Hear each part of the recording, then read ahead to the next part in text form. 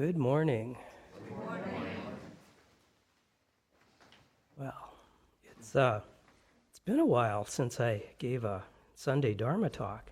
The last one was at Rohatsu, and a lot has happened since then. And, I can't ignore what has happened. How could I not talk about it? But the question is how to talk about it. Usually when I talk about current events, I try to gauge the mood of the community and try to find something to say that will be helpful. But right now, what is the mood of the community? It's kind of hard to say.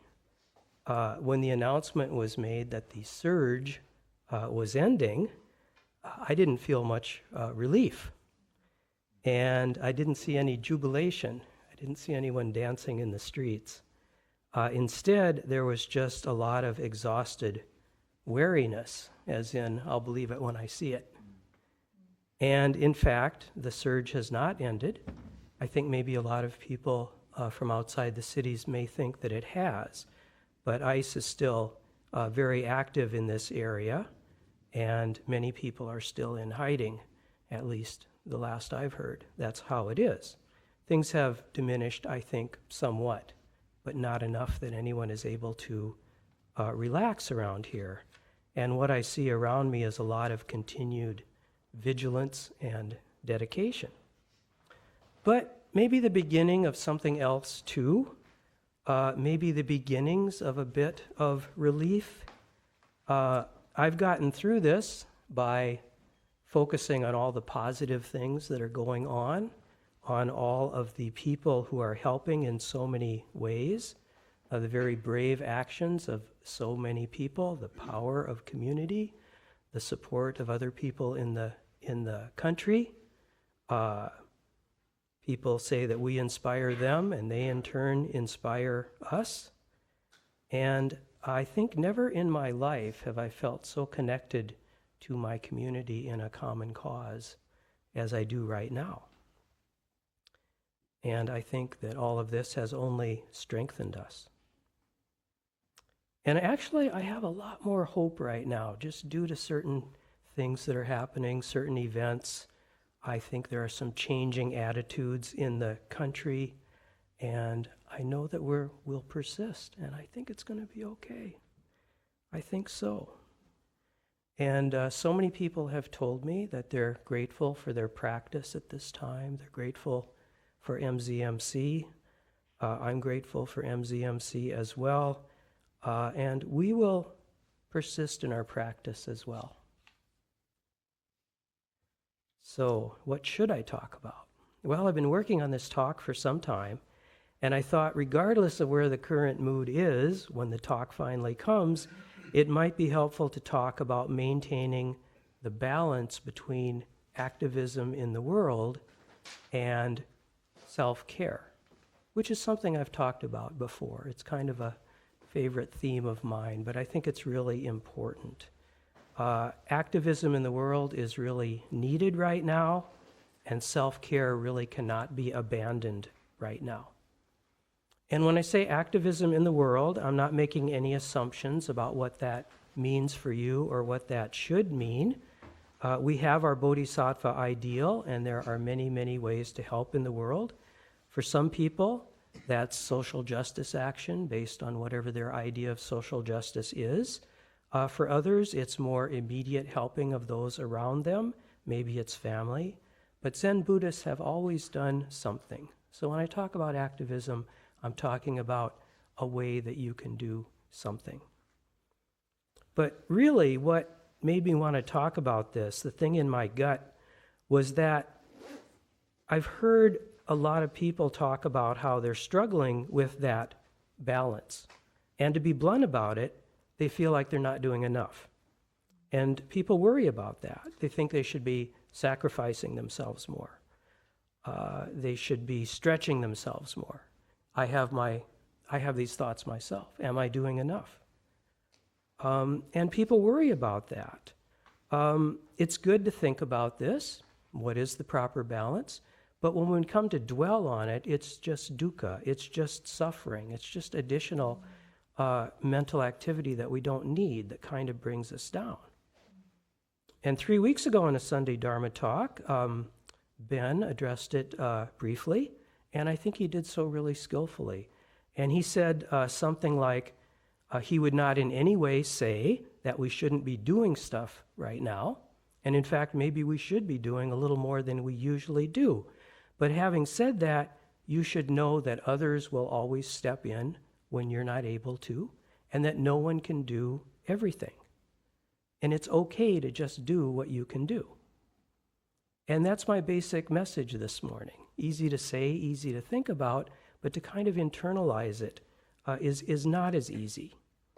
But that's my basic message, because we need to be able to take care of ourselves in order to be effective in helping.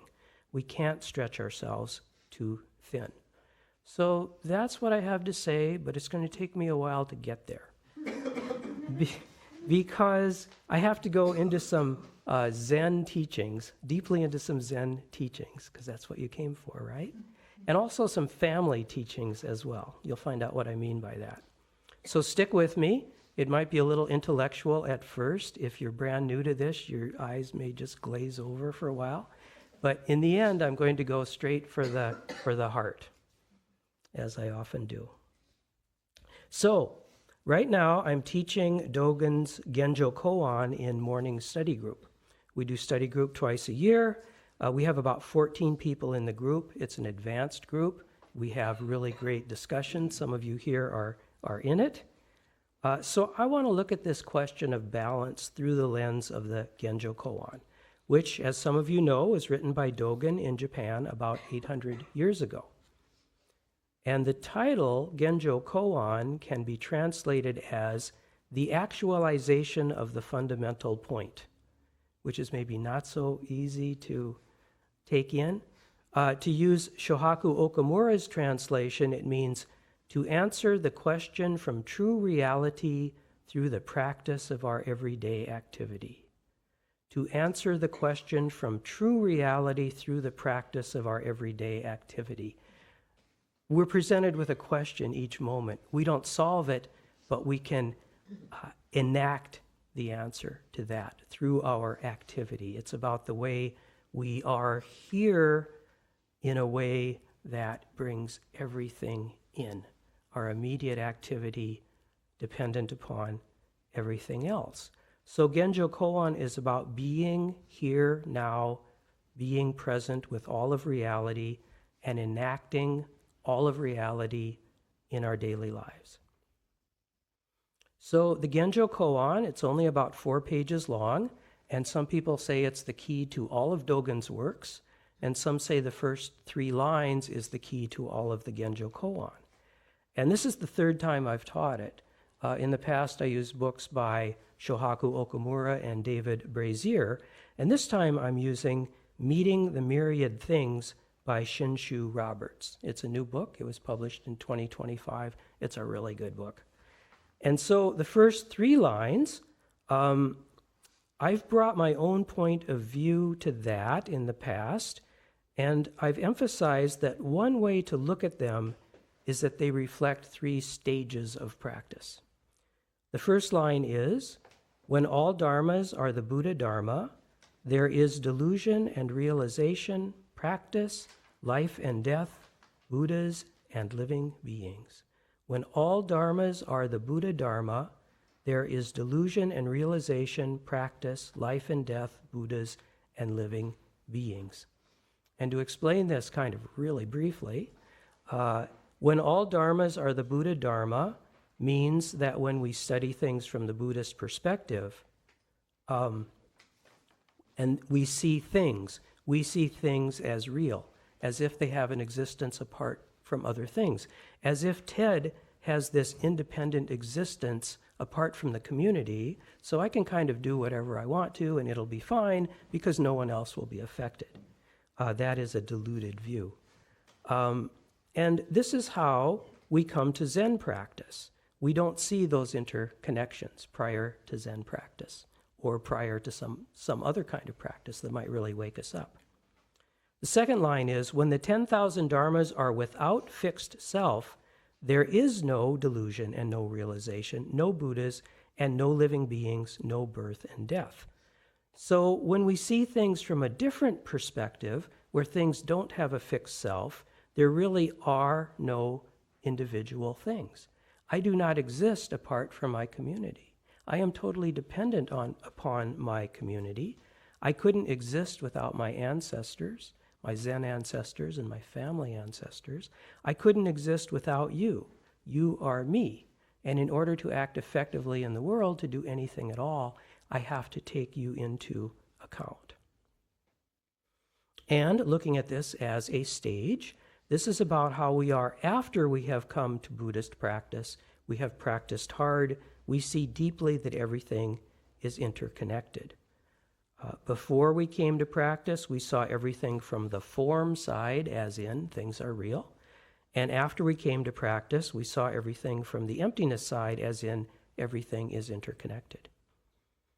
And we might at this stage mistakenly think that the form side is bad and emptiness side is good, but Dogen goes on to reconcile the two in his third line. Since the Buddha way by nature goes beyond the dichotomy of abundance and deficiency, there is arising and perishing, delusion and realization, living beings and Buddhas. Since the Buddha way goes beyond form and emptiness, there are things after all. There are solid things. They are interconnected, but they are still things. At first we think things are real, then we understand deeply that they are not, then we reach this mature practice phase where we realize that we act in this world of form right here while coming from a place of emptiness. Both things are here right now, pervading all things. And it's here that this interconnection with all things is expressed. The universe is acting through us. So neither form nor emptiness is the answer. We come to this place where we're kind of beyond that. For instance, we can bow to each other. I can bow to you, showing that I connect with you as an individual human being. We are both individual human beings, and we're acknowledging that. But also in the bow are all beings in all times and places. That is here too. So in ritual, with bowing maybe being the simplest ritual of all, in ritual it all comes together, and it's a beautiful place where all of this is here at once. And all of this can be here at once every place, but in ritual it's sometimes easier to see it. But something I really liked about Shinshu Roberts' book, and which challenged me a little bit, is she brings this view that goes beyond stages of practice. I mean, I saw this before, but I didn't emphasize it. Seeing stages of practice can be useful, but we don't want to get stuck there, because stages of practice can be dualistic. And what struck me about her approach is that the first view, that form is everything, that first line, is not a diluted view. It's just one way of looking at things. It's not something we need to get past. She says that the first line in Dogen is saying, in effect, look, when we study reality from a Buddhist perspective, we break it down into these elements: delusion and realization, practice, life and death, Buddhas and living beings. It's just a way of breaking things down. And she also says that we use the stages of practice to deconstruct our delusional thinking.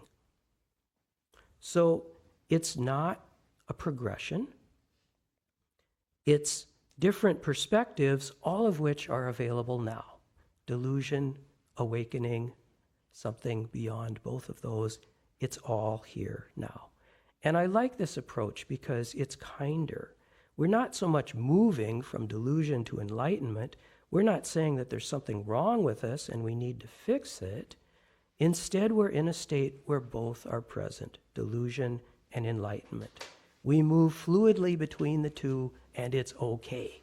That's just as it should be. Our goal here is not to end all delusion, although in one of our chants, we vow to do that, But it's not going to happen. We vow to try real hard, I guess. So when we're deluded Buddha. And when we're awakened Buddha. And sometimes we see it as being both or neither, being beyond the dichotomy of enlightenment and delusion.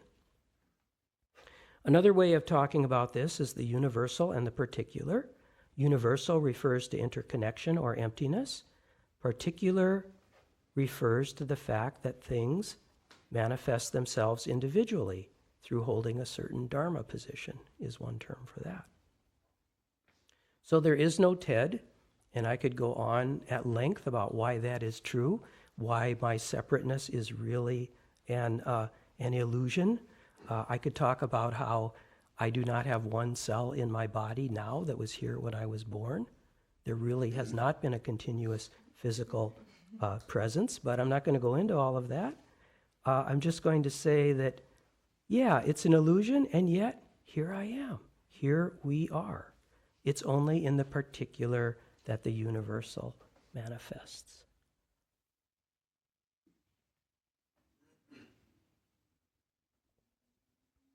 Okay, that's a lot. Let's take a breath. You're still with me? No one has left? So in this book, and by the way, Paula Arai told me I had to get this book because Shinshu Roberts, as a woman born in the U.S., has a certain perspective which is really helpful. So Shinshu uses two images of the universal and the particular, which are really simple and really helpful. The first one she took from Shohaku Okamura, who was once guiding teacher here and is a great scholar of Buddhism. And he says, using the example of a hand, we can call it a hand, or we can call it a collection of 5 fingers. As a collection of 5 fingers, each finger is independent and has a different shape and function. We cannot exchange the little finger with the thumb because each has its own function, shape, and unique way of being. Each finger is truly independent. And yet, from another perspective, as one hand, all 5 fingers function together, and there is no separation between them. When we see the fingers in this united way, there is really just one hand. So, which is the thing here that really matters? Is it the hand? Is it the fingers? Is one superior to the other? No, of course not. They are just 2 different ways of looking at reality, and we need them both. So when I'm meditating, and at other times too, I see the vast interconnected universe, but also at other times, like now, I see the incredible vivid reality of the immediate forms of the people here in the Zendo. And these are 2 perspectives on things, and we move from one to the other just like that. Dogen does this with his language. We do this with our day. It's like a dance, the dance of reality. Shinshu says, each one of us and all things are simultaneously coming and going, experiencing delusion and awakening, being Buddhas and sentient beings, with every other person, being, and thing in this world and in this universe. We're just moving. We're just doing the dance of life. And the other image, which is original to her, is of a quilt. And she says, as we study and incorporate each aspect of Buddhism, we begin to see that they are actually one thing. It is like a quilt. We work one piece at a time, but there is a larger project, the quilt itself. We pursue a design, one section at a time, but to make a quilt, we must join the pieces. When all the pieces are sewn together, we see one thing, a quilt. This quilt becomes all of reality manifesting. So she says that in the first sentence of the Genjo Koan, we look at things through the lens of each piece of the quilt. In the second sentence, we sew it together and find that each piece is actually one thing called a quilt. In the third sentence, we see that while there are particular pieces, they function as one thing. She says, knowing this means we enact no self as a particular self. The quilt is vividly present, and it is functional. It keeps us warm and cozy. So that quilt image really grabbed me because I can relate to it, and I think I can relate it to our original question about activism and self-care. Self-care is like focusing on the pieces, focusing on the Dharma vessel, the self, the needy self, Ted, small Ted. Activism in the world, focusing on how we're connected to all beings, is like focusing on the quilt as a whole. Two perspectives. So my talk is going to take a little bit of a turn here, maybe a little bit from the head to the heart, but that's okay. It's all Buddha, right? We move fluidly.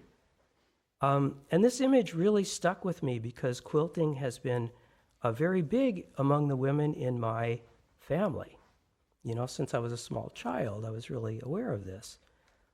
And quilting is about sewing. And so much of Zen practice is about sewing.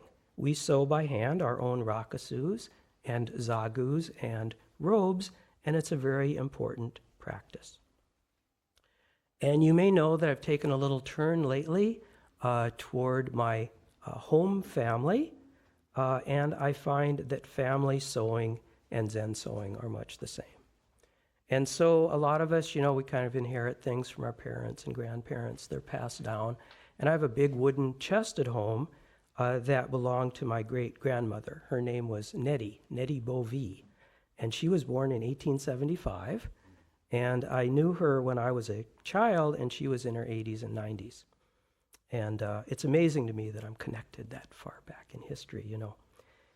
And I actually have 5 quilts that have been handed down to me. And I keep one on the bed, and the other 4 are in the chest. And I brought some in.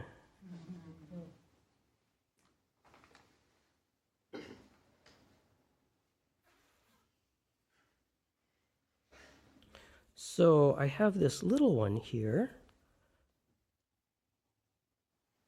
I have this little one here that my mom made. It's a little miniature quilt made to be hung up on a wall and displayed. And, you know, probably you can't see the detail too much. Maybe the folks at home can. I think our tech person, Dan, is trying to zoom in right now. But she incorporated, it commemorates our trip to Ireland, and she incorporated photographs into it. There's a picture of her with a donkey at the Donkey Preserve, which was a really cool place to visit, where they put aged donkeys out to pasture. And there's an Irish blessing here. May the road rise to meet you. May God hold you in the palm of his hand, etc. So this is pretty sweet. I value this very much. And then I have a much bigger one she made, which is also green and has green and white and has shamrocks in it. And then I have this one, which is very important to me, because this was made by my grandmother, Celia Carpenter, who is Nettie Bovee's daughter, and she made a quilt for each of her 11 grandchildren. This is the one she made for me. And my Aunt Iola sewed the backing on it, so she's part of this too. And there are actually pieces in here, some individual pieces that I remember from childhood, because these parts obviously were bought, but these parts were made out of scraps, and some of them I recognize from people's dresses and other forms of clothing. So, and I have a brown one that's really old and kind of coming apart, which just has a kind of a big basket of flowers on it. And then I have this one.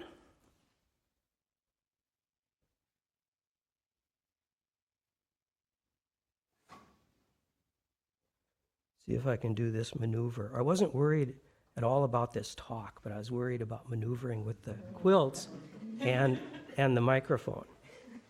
But this one is really old, and I'm not even sure who made it, whether it was my grandmother or my great-grandmother. And I'm just going to see if I can kind of wrap this around me right now.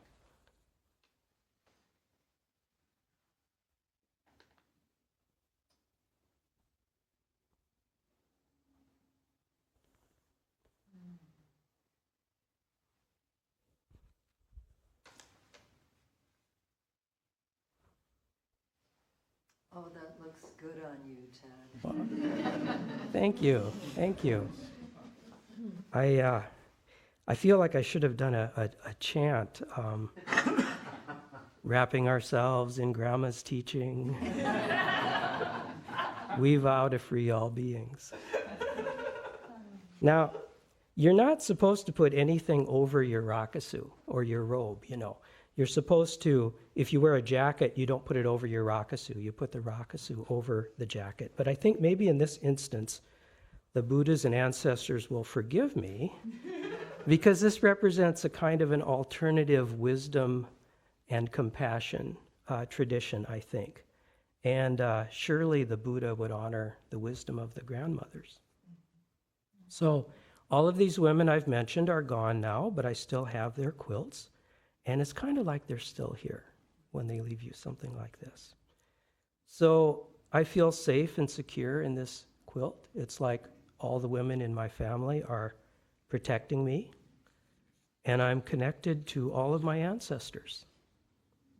And who knows how far back this tradition goes? I mean, did they do this in England or Germany or some of those other places that my ancestors came from? I don't know. But I'm connected to the women and the men too, the men who are out farming. And by the way, the women all worked hard on the farms too. And I suspect they did most of the quilting in the wintertime. But all the strength and wisdom of my ancestors is represented here. It's like wearing my robe or my rakusu when I feel that all the Buddhas and ancestors are supporting me, because that tradition goes back 2,500 years. To the time of the Buddha, who chose the pattern that we are still using. And both of these are highly functional. Early robes were made entirely from scraps. Sometimes they would get scraps even from graveyards where people had been buried. And early quilts were made from scraps as well. And these parts here are, I think. Both keep you secure, both bring you comfort. Comfort to your small piece, comfort to the individual piece that is you, and yet both connect you to something larger. We work together to sew our robes and our rakusus, and women would get together in groups to quilt. Sewing a quilt was both self-care and service to others. It was an enjoyable thing to do, and most of the quilts were given away to other people. Both types of sewing are comforting to us as individuals, and both connect us to something much, much larger. The robe is Buddha's robe. The robe is the vast universe itself. The quilt connects us to many generations, and it reminds us of our responsibility. My grandma had an 8th grade education, and she worked on farms her whole life. And she raised 3 daughters during the Depression. Her husband, my grandpa Bob, had a 6th grade education. He went to France during World War I. He was poor and joyful his entire life. He had great equanimity, and he lived to be 101. And they lived for family. And what am I to do with this inheritance? The answer, I think, is to honor the universal and the particular, to respect both the quilt piece and the entire quilt, to care for the self as well as caring for all of humanity.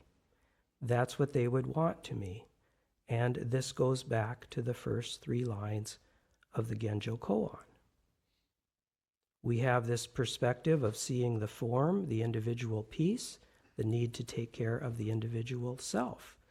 We have another perspective of seeing interconnection, of no self, of our responsibilities to our community, to the Buddhas and ancestors. And we must know and accept that both of these perspectives are valid. And we move between them fluidly. And it is here in this dance of life, in caring for ourselves and our communities, sometimes alternately, sometimes simultaneously, that our practice happens. And we can find the wisdom in our practice to enact Genjo Koan, to express the universal in terms of the immediate. What does this look like? Well, for us, it's taking care of our emotions, for one thing. A lot of people have said that they've experienced roller coaster emotions this past 6 weeks or so. I know I have. It kind of follows in pattern even. Sometimes the fear comes in. I have to withdraw a little bit.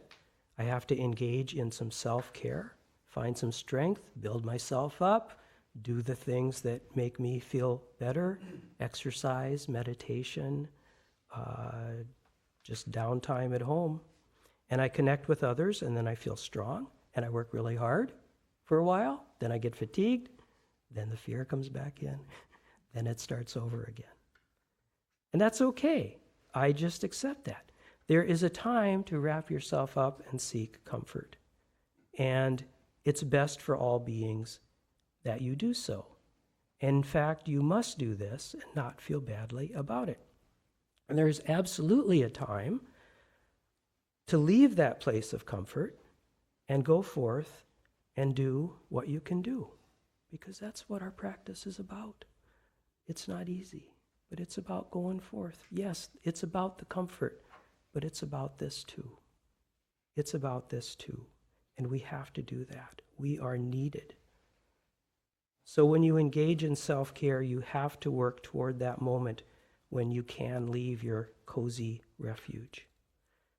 And what you do when you leave that refuge varies for each person. There are 1,000 ways to relieve suffering and make the world better, from writing a letter, or checking on your neighbor, or calling your mom, or joining the singing resistance, or marching down the street. You can find one that works for you. It may be very big, it may be very small. It has to be the one that works for you. You cannot exchange the little finger for the thumb. And so I say this with great love and gentleness. We all need to gather ourselves and act. And I do hope that for you, your practice will sustain you and help you to find just the right level of participation in the world. And it's going to change all the time.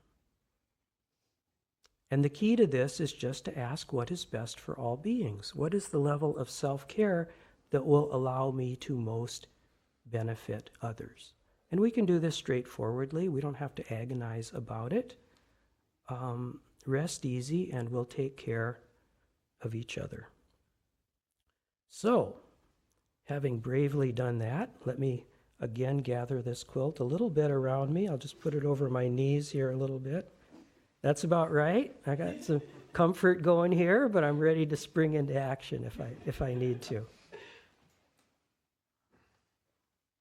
So I think the Buddhas and ancestors want that for me.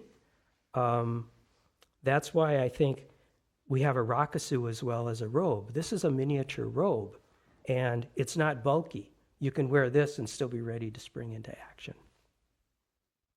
So I hope that what we can do now, each of us, this is what I would encourage you to do. You can decide whether it's right for you, but I would encourage you to keep up your meditation practice and maybe increase it significantly. In meditation, we can find the wisdom to know what that proper balance is. We get in touch with ourselves. We get in touch with our bodies. We know what to do. And I also urge you to do one other thing, which is to keep connecting with others, because community strengthens us. The fear gets stronger when we're alone. It really does. So come to MZMC or find other ways to connect. Community comforts you and it challenges you. It is both the quilt and the quilt piece. Just stay engaged. Community will teach you. And so that's what I have to say this morning. And so we have a little bit of time here, and I would like to hear from some of you. So if you're in the room, just you can just speak up. If you're online, you can just speak up. Would anyone like to speak?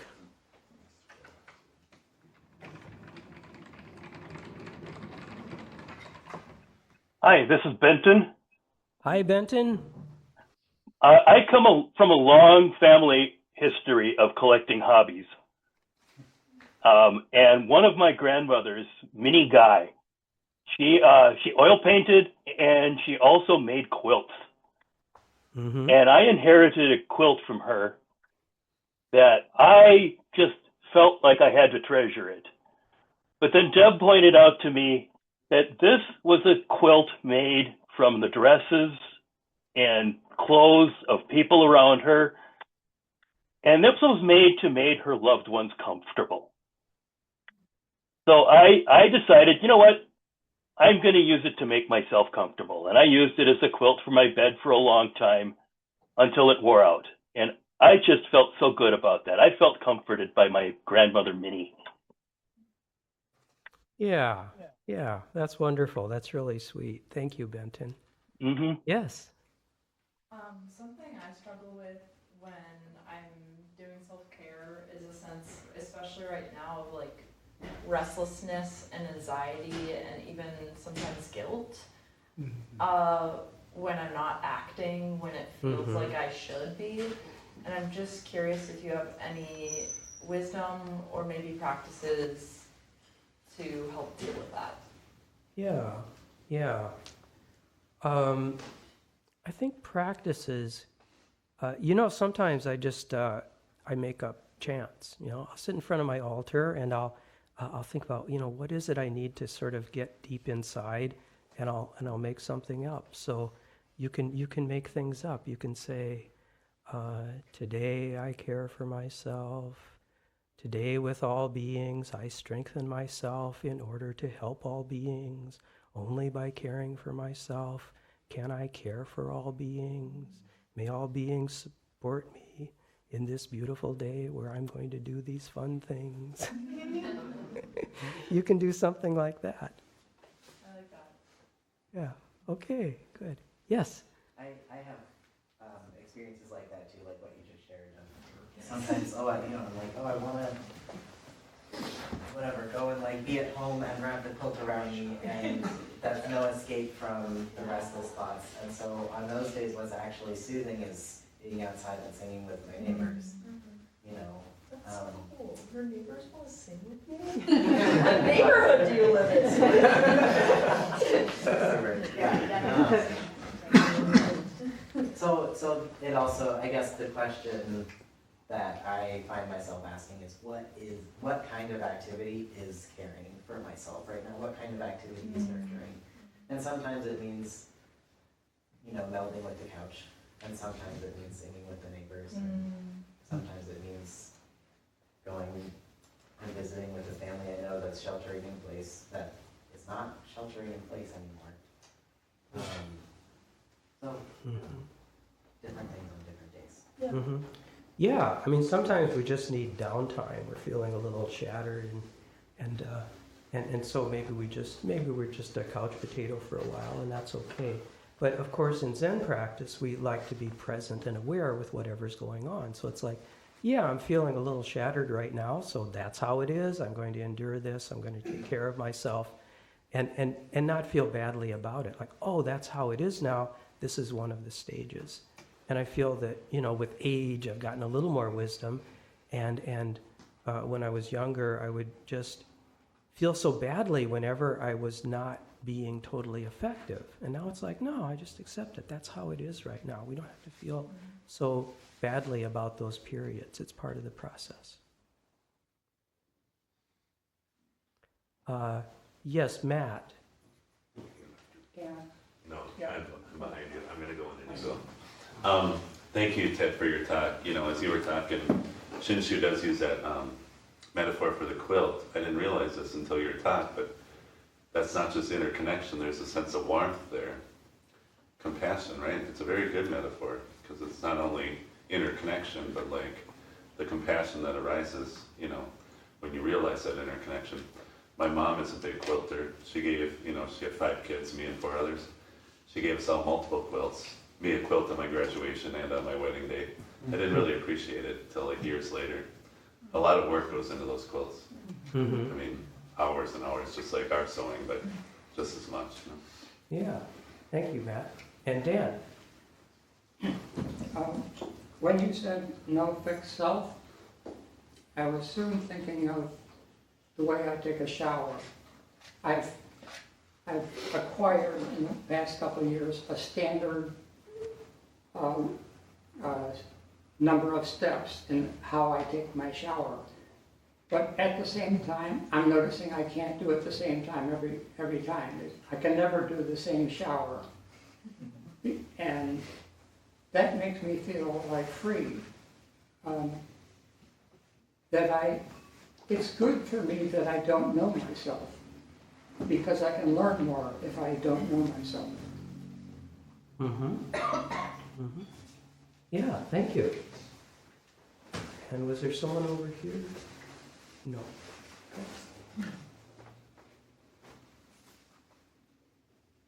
Okay. Anyone else? All right, well, we'll stop there then, and we will turn things over to our esteemed Doan, John.